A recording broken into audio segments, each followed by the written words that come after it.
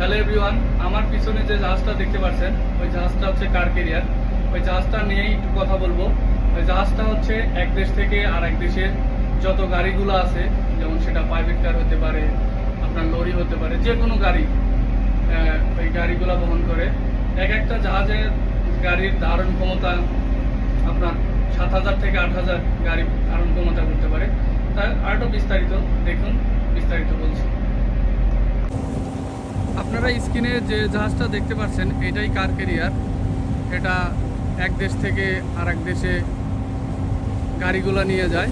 সেটা যে কোনো গাড়ি হতে পারে, প্রাইভেট কার হইতে পারে, লরি হইতে পারে, বা যে কোনো গাড়ি হইতে পারে। এই একটা জাহাজ 7,000 থেকে 8,000 গাড়ি ধারণ ক্ষমতা রাখে। এই সব গাড়িগুলো এক দেশ থেকে আরেক দেশে নিয়ে যায়। যাই হোক, কার ক্যারিয়ার সম্পর্কে আপনাদেরকে বর্ণনা দিলাম। এটা হচ্ছে বিশ্বের সবচেয়ে উঁচুতম জাহাজ।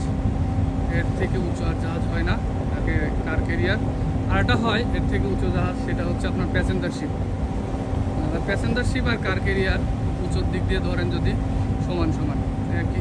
যাই হোক, ভিডিওটি কেমন লাগলো জানাবেন সবাই। আল্লাহ হাফেজ।